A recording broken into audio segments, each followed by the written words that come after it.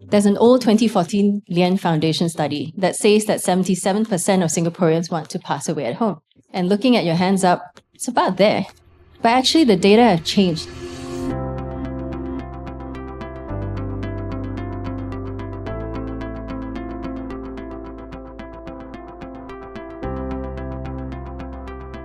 This is a quote from Stephen Covey. He runs this 7 habits thing, and what he says is, all things are created twice.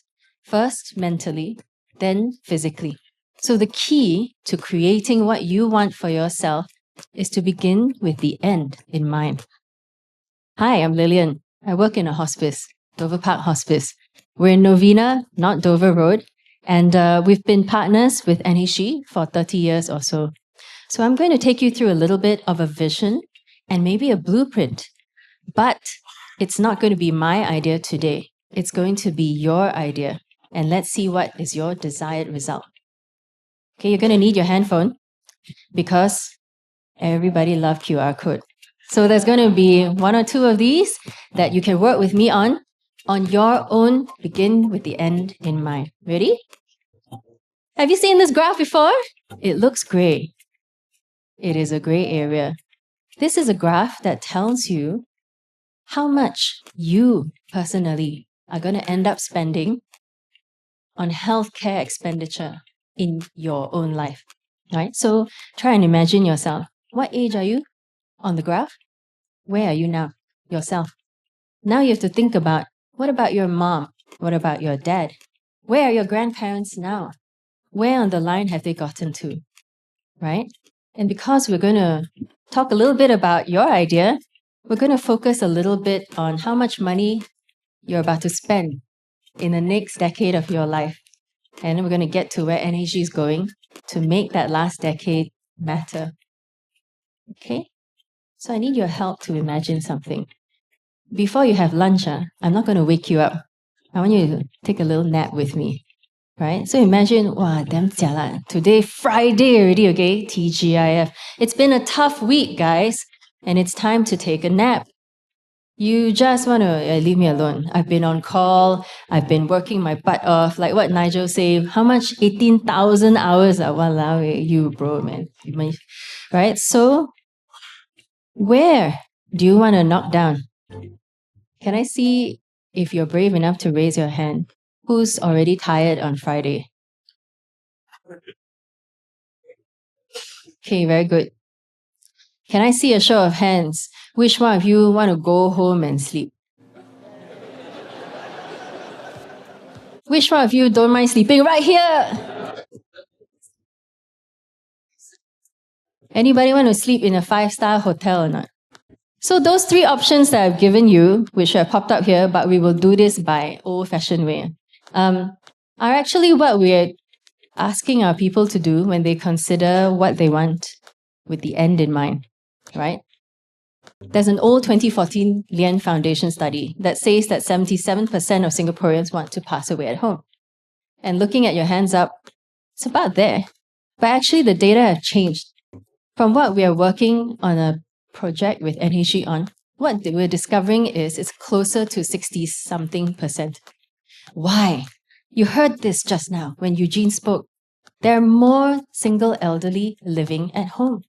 They don't have that kind of caregiver system, of which some of our organizations do help to provide. And with that fear that Tamsin has talked about, that number has dropped to 60-something%. What we see in our own home care team as well, right? The first one that I asked you was, who wants to go home, right? So that's home. The second question I asked you, who wants to sleep right here?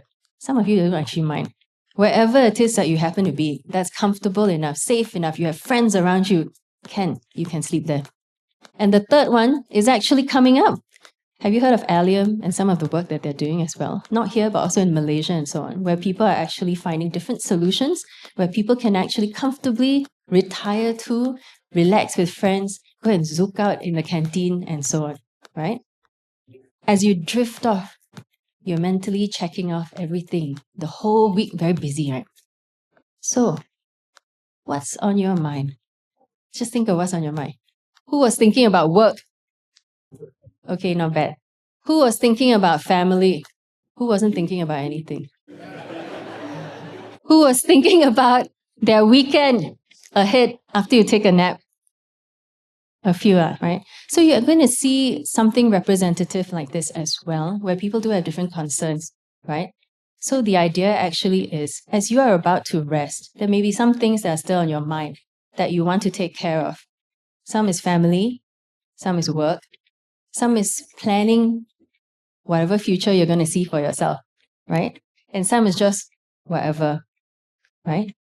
But what if you had some time before you take a nap today to go and sort out whatever it is that was on your mind? How many days would you like? Who would like to have one extra day, then take a nap? Not enough time. 2 days. Not enough time. 3? Not enough time. Your problem so hard, Ona. Your work and your family stuff. How long? 5 days? 1 week? Starting to have one hand. 1 month? Still cannot solve. 6 months? Wow. Okay. So you see, sometimes it takes a bit longer for you to get such things done, right? And again, it's just to invite you to think a little bit about if those things were just naturally, I ask you now, no need to prepare. The most important things that you had on your mind, if you're going to go to bed tonight, maybe just put them on a list right now and sort them out. And those will be the same things that intuitively we find in our patients, that when they come to us after you guys are all done with them, that they actually care about, right? So as and when you see them as well, perhaps work with them, as what you've heard from the earlier speakers, on the problems that naturally arise. What are they thinking of? What are they worried about leaving behind? And so on. Okay, let's take a little pause here. I'm not asking you to answer. Those 3 questions that I actually asked you before, if you feel like you may have an answer to them now, you might want to make a little note. Okay, I just want to remind you guys of a few things now. We're all healthcare and social care. Y'all got advanced care plan or not? All laugh at me now. Advanced care plan. If you don't know what that is, 𝗖𝗍 has a very good link on their site. There are other things. Do you have a CPF nominee list? Have you done it? You all made your will? Okay, all very good. Now I'm going to show you something. You find yourself on the chart. How old are you now? While you're looking at it, I'm going to tell you a slightly sad story. I have a friend just last year. She did exactly what we did. Friday night, made a list, sorted out her kids, said goodnight to her husband, went to bed. She woke up the next day. He did not. Okay? On that probability. So this is really what I'm talking about. This is the idea that life is impermanent. Please plan a little bit. It's so easy to plan.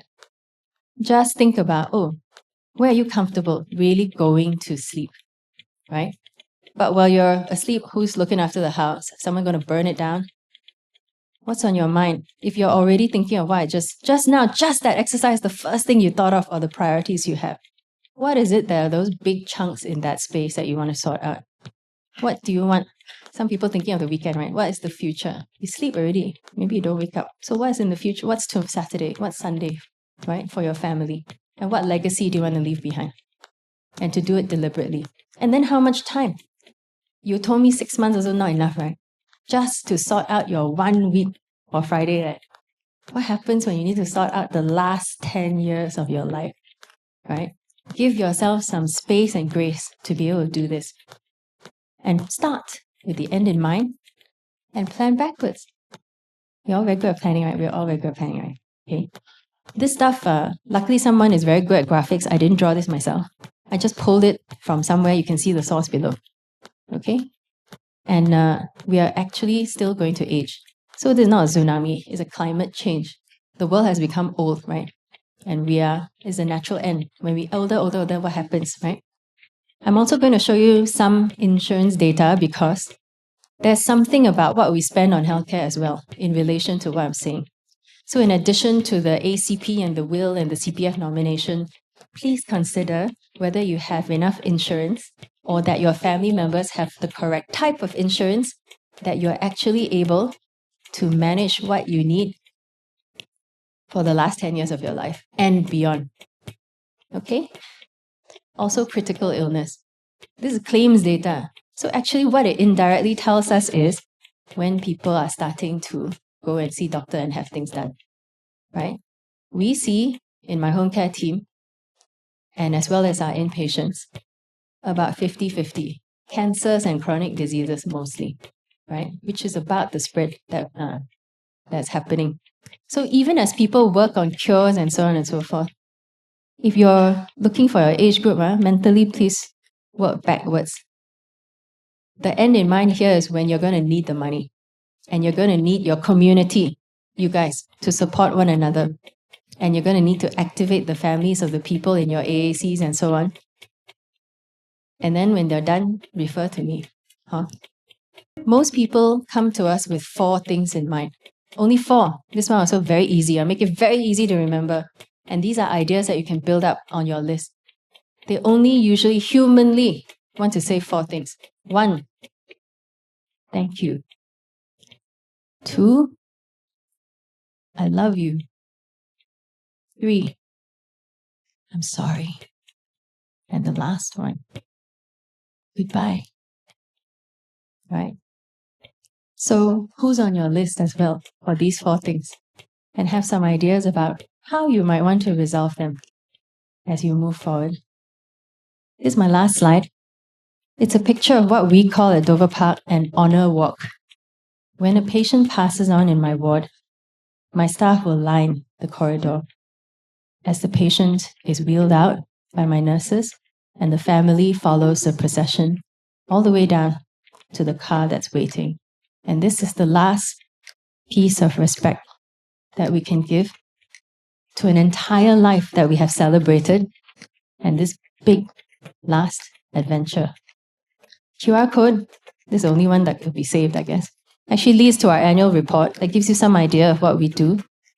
And let's work together to plan all the living that needs to be done, because hospice is not about that, going to bed and waking up or not, because you have no control, neither do I. Hospice is about being there to make life worth living for as long as we need to keep it going, so that you have the best time of your life and you are perfectly ready